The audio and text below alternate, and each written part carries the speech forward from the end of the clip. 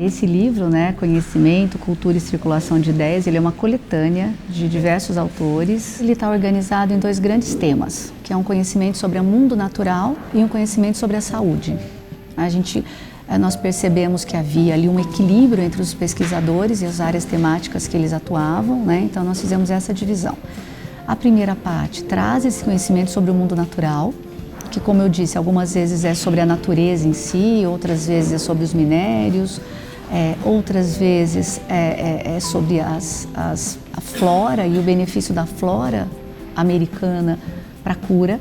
E aí a gente engata, a partir dessa perspectiva da flora e a cura, a segunda parte do livro, né, que não está tão delimitada, mas que pelo índice a gente percebe que muda o tema, e aí iniciam-se os artigos sobre o conhecimento médico, digamos assim, né, o conhecimento sobre tanto aquele conhecimento sobre a flora que pode curar, quanto ações médicas, como, por exemplo, sobre a lepra, e sobre autores que vinham para a América para tentar entender as práticas de curas nativas. O livro trouxe, né, ele foi gestado nessa tentativa de diálogo com outros pesquisadores e propiciou que a gente ampliasse ainda mais os diálogos, né? Então passamos 2012, o final, e 2013 elaborando o livro, que foi editado em 2014. Eu tenho um capítulo que dialoga com a minha pesquisa de mestrado e doutorado, que tentou compreender a narrativa sobre o conhecimento indígena no século XVI, como é que missionários espanhóis descreveram o conhecimento indígena. Há também uma diversidade de épocas, então alguns trabalhos são do século XVI, outros trabalhos do século XVII, do século XVIII, então algo que me traz um orgulho muito grande em relação ao livro é essa diversidade. Acho que o livro representa bem essa tentativa de entender essa circulação de conhecimentos e de ideias no período colonial, né, a partir de diferentes visões, de diferentes perspectivas, de diferentes espaços, temáticas e também de séculos.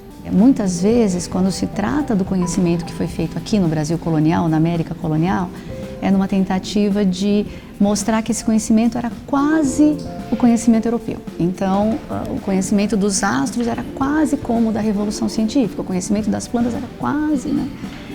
Eu acho que esse livro rompe com essa perspectiva. A ideia é mostrar exatamente o contrário, que há um conhecimento genuíno aqui, que esse intercâmbio não era só do norte para o sul, mas também do sul para o norte, tá?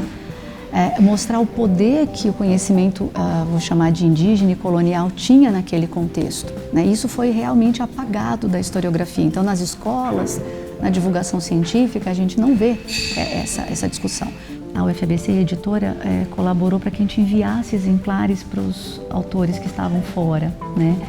E aí nós solicitamos que esses autores deixassem pelo menos uma obra nas suas bibliotecas, né? Então é interessante porque esse livro, né, em teoria, ele tá na Universidade do México, ele está na Universidade de Lisboa, aqui em Buenos Aires. Então a gente teve essa tentativa de ampliar a circulação dele também nesses espaços, né? Então acho que é algo que é interessante do livro, e a valorização dessa perspectiva de silenciamento, né? Que é algo que praticamente todos aqui continuam trabalhando, né? Acho que se a gente pensar depois de 5 anos com o que esses autores ainda trabalham, acho que é no diálogo com essa perspectiva, né? De resgatar esses temas e esses conhecimentos que foram silenciados.